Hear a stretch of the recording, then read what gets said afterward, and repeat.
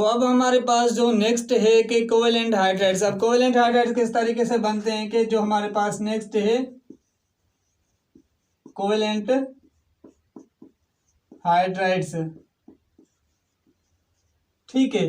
अब इसको हम कोवेलेंट हाइड्राइड्स क्यों कहते हैं, क्योंकि इनका जो बॉन्ड बनता है हाइड्रोजन के साथ वो क्या होता है कि कोवेलेंट बॉन्ड बनता है, इसलिए हम इसको क्या कहते हैं, कोवेलेंट हाइड्राइड्स कहते हैं। इसका जो बॉन्ड बनता है वो कौन सा होता है, कोवेलेंट बॉन्ड होता है, इसलिए हम इसको क्या कहते हैं, कोवेलेंट हाइड्राइड्स कहते हैं। अब देखें कि कोवेलेंट हाइड्राइड बॉन्ड कौन किस आइटम्स में बनता है, जो मीन्स नॉन मेटल्स तो नॉन मेटल्स में बॉन्ड बनता है, इसको हम क्या कहते हैं, कोवेलेंट हाइड्राइड्स बॉन्ड कहते हैं। इसमें कौन सा बॉन्ड बनता है कि एक तो हमारे पास मीन्स जो पी ब्लॉक वाले एलिमेंट्स हैं, पी ब्लॉक वाले एलिमेंट्स हो गए सारे, और प्लस में हमारा क्या होता है कि हाइड्रोजन मिलता है इसके साथ, तो जो हमारे पास बॉन्ड बनता है इसको हम क्या कहते हैं, कोवेलेंट हाइड्राइड्स कहते हैं। इस दोनों को हम क्या कहते हैं, कोवेलेंट हाइड्राइड्स कहते हैं। अब पी ब्लॉक में एक्सेप्ट जो हमारे पास 8वां ग्रुप है, इसमें मैं यहाँ लिख रहा हूं कि एक्सेप्ट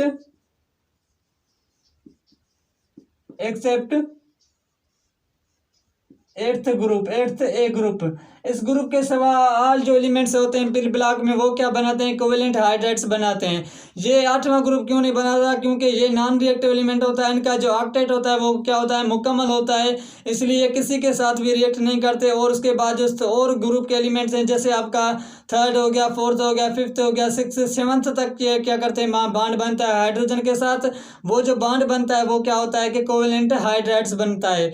उसके बाद हम देखते हैं कि इसकी जो मीन्स प्रॉपर्टीज कौन सी हैं, तो इसकी पहले तो हम प्रॉपर्टीज देखते हैं, फिर उसके बाद हम चलते हैं कि इसकी मीन्स किस तरीके से इक्वेशन बनती है, किस तरीके से ये बॉन्ड बनता है। तो इसकी जब हम फिजिकल प्रॉपर्टीज देखेंगे,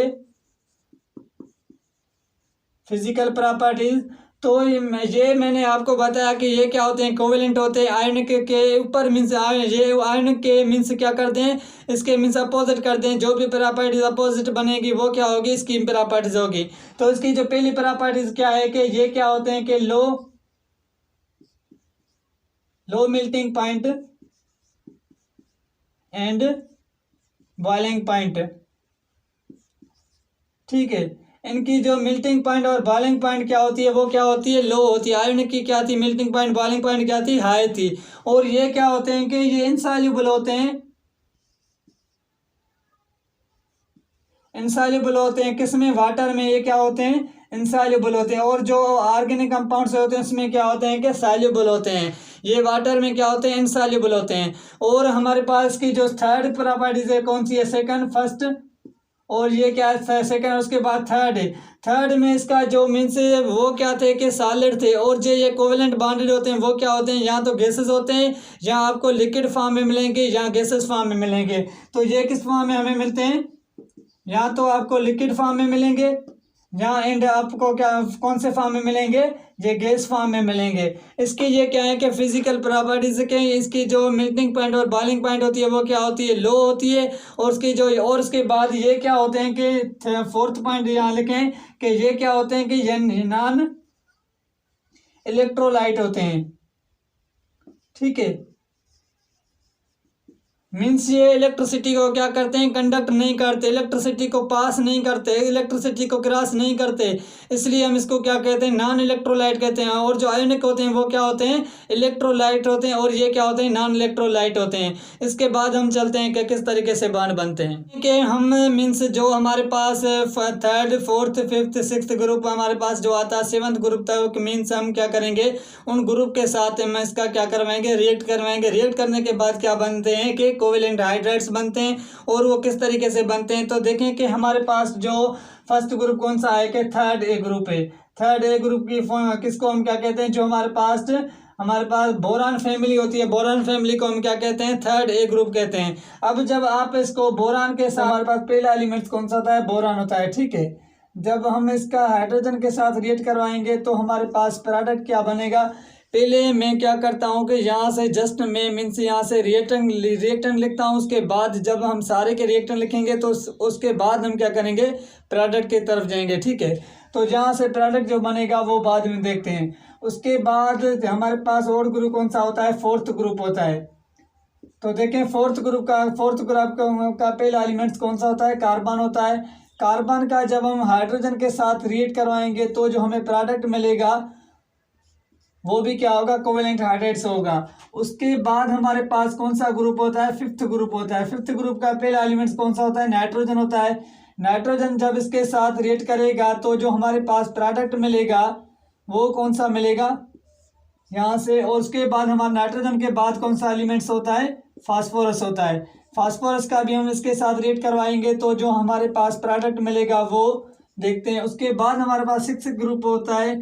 सिक्स ग्रुप का जो हम कहते हैं, सिक्स ग्रुप हमारे पास कौन सा होता है, ऑक्सीजन फैमिली होता है। जब ऑक्सीजन यहाँ से रिएक्ट करेगा इसमें इसके साथ हाइड्रोजन के साथ तो जो हमारे पास प्रोडक्ट मिलेगा वो भी क्या होगा, कोवेलेंट हाइड्राइड्स होगा। ऑक्सीजन का दूसरा एलिमेंट होता है जिसको हम क्या कहते हैं, सल्फर। सल्फर इसके साथ रिएक्ट करेगा तो मीन्स हमारे पास जो बनेगा यहाँ से प्रोडक्ट बनेगा। और उसके बाद लास्ट में हमारा क्या होता है कि सेवंथ ग्रुप। सेवंथ ग्रुप में हमें कौन सी फैमिली होती है, जिसको हम क्या कहते हैं, हेलोजन फैमिली कहते हैं। अब हेलोजन भी रिएक्ट, सारे हेलोजन वाले एलिमेंट्स क्या करते हैं, हाइड्रोजन के साथ रिएक्ट करते हैं और रिएक्ट में हमें क्या मिलता है, प्रोडक्ट मिलता है। प्रोडक्ट में पहला इसका ग्रुप कौन सा होता है, फ्लोरीन। फ्लोरीन इसके साथ रिएक्ट करता है हाइड्रोजन के साथ और जो हमें प्रोडक्ट मिलता है वो भी कोवेलेंट हाइड्राइड्स। उसके बाद जब आप दूसरा रिएक्ट करवाएंगे किसके साथ, क्लोरीन के साथ, प्लस में हाइड्रोजन यहाँ से लगा, हाइड्रोजन के साथ रिएक्ट किया तो देखें ये सारे एलिमेंट्स क्या करते हैं, इसके साथ रिएक्ट करते हैं, कोवेलेंट हाइड्राइड्स बनाते हैं। वो किस तरीके से बनाते हैं, तो यहाँ से जब ये मीन्स क्या करता है कि बोरान हाइड्रोजन के साथ जब रिएक्ट करता है तो जो हमें प्रोडक्ट मिलेगा वो कौन सा मिलेगा, 2BH3। ठीक है, अब इस केमिकल को इक्वेशन को बैलेंस करेंगे तो किस तरीके से करेंगे, यहाँ से आप 2 लगा दें और BH3 है तो जहाँ से आप क्या कर दें, 3 हाइड्रोजन के एटम लगा दें। ठीक है, यहाँ से क्या बनता है, 2BH3। यहाँ से जहाँ आप इस तरीके से कह सकते हैं 2 यहाँ से लगाएं, 3 यहाँ से लगाएं तो 3 3 6 हो गए। ठीक है, इसको हम क्या कहते हैं, बोरान हाइड्राइड्स कहते हैं। इसको नाम क्या देते हैं, इसका जो नाम होगा वो क्या होगा, बोरान हाइड्राइड होगा। ठीक है, और उसके बाद जब ये इसके साथ रिएक्ट करेगा, कार्बन और हाइड्रोजन के साथ रिएक्ट करता है तो जो हमारे प्रोडक्ट मिलता है वो कौन सा मिलता है, CH4 मिलता है। इसके में इक्वेशन को बैलेंस करेंगे तो किस तरीके से करेंगे, 2 यहाँ से लगा दें तो 2 2 इससे 4 हो गए। यहाँ से इसको हम क्या कहेंगे, कार्बन हाइड्राइड कहेंगे, नहीं, इसका एक स्पेशल नेम होता है जिसको हम क्या कहते हैं, मीथेन कहते हैं। जब हम फर्स्ट ईयर में पढ़े थे, फर्स्ट ईयर में हमने क्या देखा था कि हाइब्रिडाइजेशन में हमने मीथेन की क्या की थी, मीथेन की हमने मीन्स इसकी जो हाइब्रिडाइजेशन की थी वो क्या थी, sp3 हाइब्रिडाइजेशन थी। और उसके बाद जब आप ऑर्गेनिक में जाएंगे तो ऑर्गेनिक में आपको मीथेन का बड़ा कॉन्सेप्ट मिलेगा जिसमें आप अल्केन अल्कीन अल्काइन पढ़ेंगे। ठीक है, तो इसको हम क्या कहते हैं, मीथेन कहते हैं। ठीक है, और उसके बाद जब ये इसके साथ रिएक्ट करेगा तो क्या हमें प्रोडक्ट मिलेगा, 2NH3 मिलेगा, 2NH3। जब इस केमिकल इक्वेशन को बैलेंस करेंगे तो यहाँ से तो ये बैलेंस है, यहाँ से जस्ट आप क्या करें, 2 लगा दें, 3 लगा दें। ठीक है, यहाँ से आप 3 लगा देंगे तो हमारे पास जो प्रोडक्ट मिलेगा 2NH3। इसको हम क्या कहते हैं कि अमोनिया कहते हैं।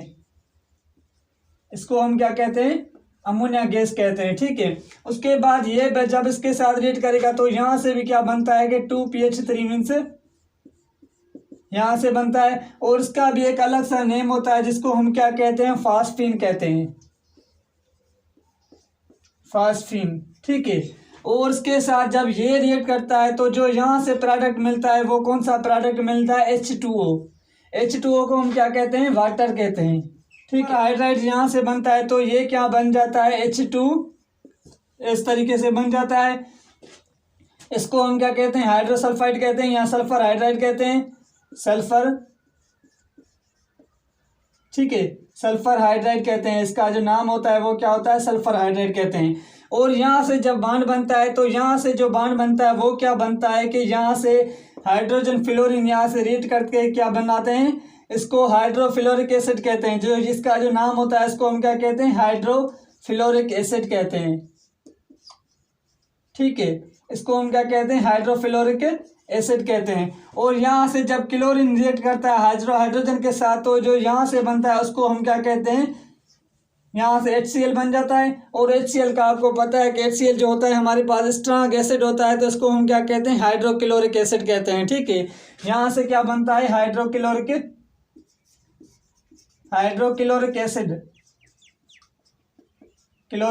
एसिड।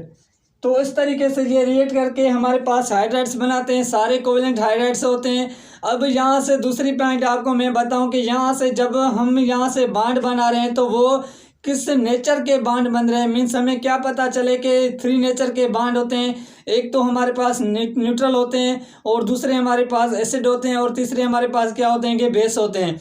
अब हमें किस तरीके से पता चले कि यहाँ से कौन सा एसिड है, कौन सा बेस है और कौन सा नेचुरल है।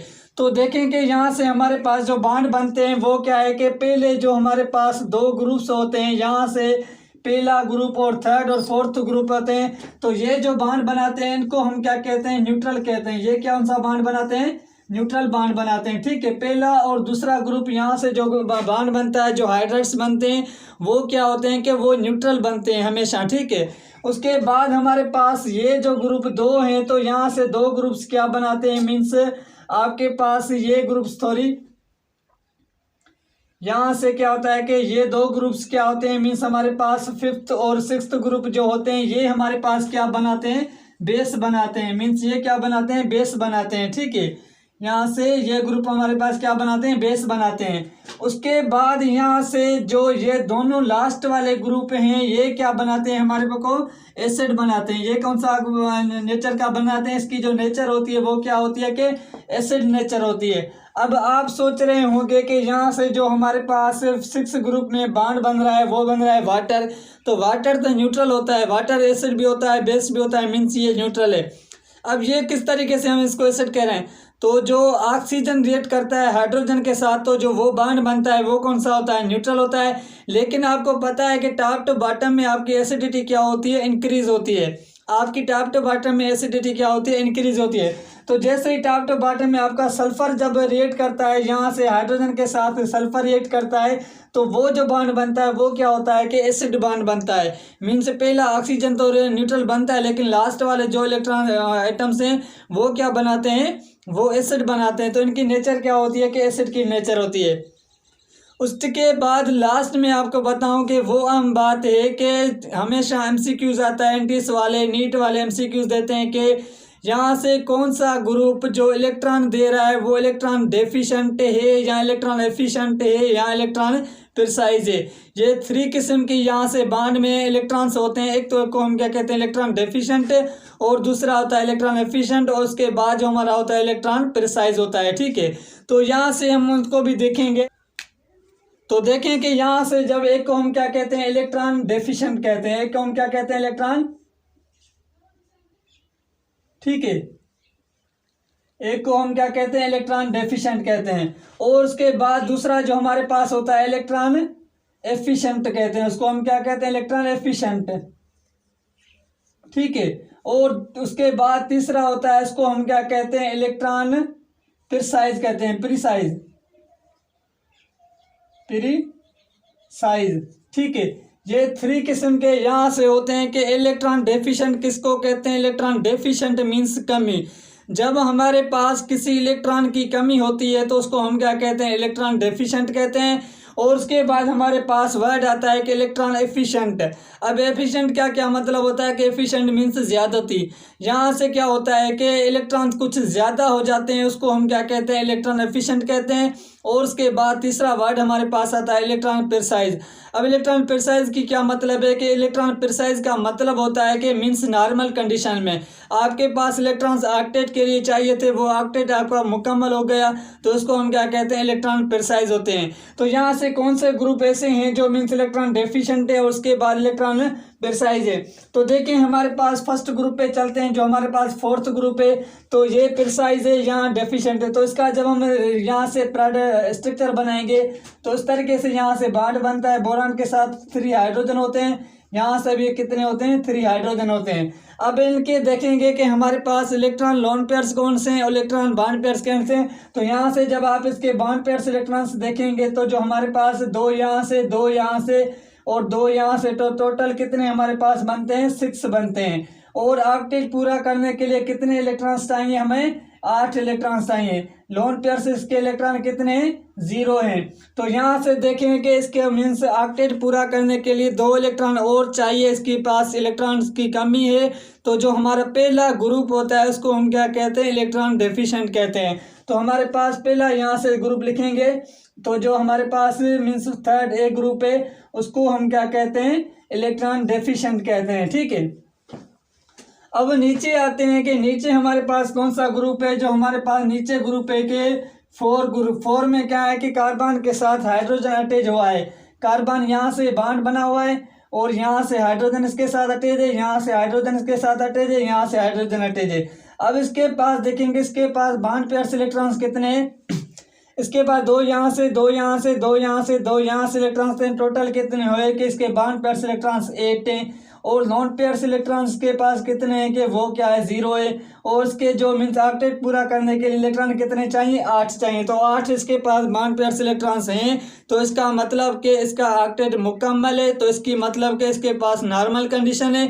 तो इसको हम क्या कहते हैं, इलेक्ट्रॉन प्रिसाइज कहते हैं। ठीक है, इलेक्ट्रॉन प्रिसाइज जो हमारे पास होता है वो कौन सा होता है, यहाँ से जो हमारे पास मीन्स जो फोर्थ ग्रुप है उसको हम क्या कहते हैं, इलेक्ट्रॉन प्रिसाइज कहते हैं। ठीक है, अब हम नीचे चलते हैं, यहाँ के साइड के यहाँ से देखें कि जो हमारे पास नाइट्रोजन है, नाइट्रोजन के पास क्या है कि देखें जब हम नाइट्रोजन का मीन्स स्ट्रक्चर देखेंगे तो उसके पता चलेगा कि यहाँ से नाइट्रोजन है, नाइट्रोजन के हिसाब से 3 हाइड्रोजन अटैच हुए हैं। तो यहाँ से हाइड्रोजन इसको लगा दें, यहाँ से हाइड्रोजन यहाँ से आप इसको हाइड्रोजन लगा दें, यहाँ से आप इसको हाइड्रोजन लगा दें। इसके पास 2 इलेक्ट्रॉन्स और होते हैं जो उसको हम क्या कहते हैं, लोन पेयर्स इलेक्ट्रॉन्स कहते हैं। ठीक है, अब यहाँ देखें कि इसके पास बॉन्ड पेयर्स इलेक्ट्रॉन कितने हैं, बॉन्ड पेयर्स इलेक्ट्रॉन्स के पास जो है वो 6 है। लोन पेयर्स इसके पास इलेक्ट्रॉन्स कितने, 2 हैं। और इसके मतलब कि यहाँ से जो ऑक्टेट इसका चाहिए वो 8 इलेक्ट्रॉन चाहिए, 8 इलेक्ट्रॉन्स के पास मुकम्मल है। लेकिन यहाँ से देखेंगे इसके पास 2 इलेक्ट्रॉन्स और हैं जो इसको हम क्या कहते हैं, लोन पेयर्स इलेक्ट्रॉन कहते हैं।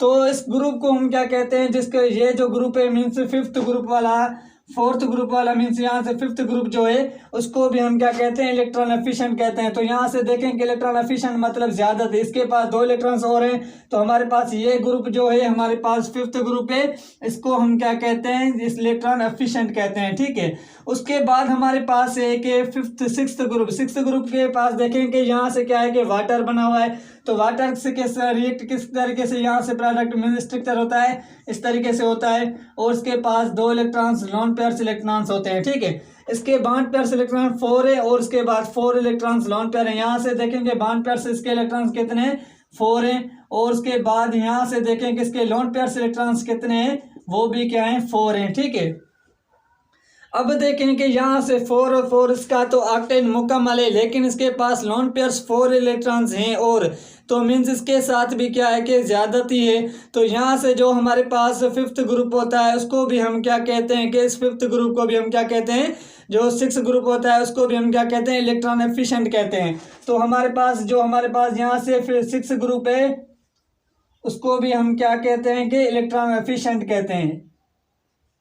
ठीक है, यहाँ से हमारे पास 6 ग्रुप। उसके बाद हमारे पास लास्ट ग्रुप है जिसको हम क्या कहते हैं, फ्लोरिक एसिड कहते हैं। फ्लोरीन जब किसके साथ रिएक्ट करता है तो हाइड्रोजन के साथ, और उसके पास 2 इलेक्ट्रॉन्स मीन्स यहाँ से होते हैं। ठीक है, यहाँ से देखें इसके पास 6 इलेक्ट्रॉन्स हैं, 6 इलेक्ट्रॉन्स इसके पास पड़े हैं जो मीन्स लोन पेयर्स हैं। तो इसके पास ज़्यादा हैं तो मीन्स इसको मोर एफिशिएंट कहेंगे, मोर एफिशिएंट नहीं, लेकिन यहाँ इसको इस तरीके से कह सकते हैं कि जो हमारे पास 7th ग्रुप होता है उसको भी हम क्या कहते हैं, इलेक्ट्रॉन एफिशिएंट कहते हैं।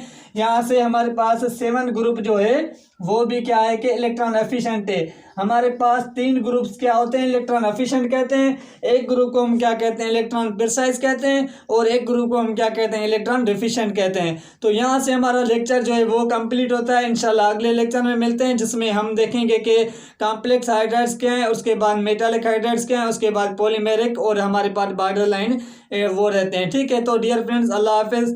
अगर आपको मेरा चैनल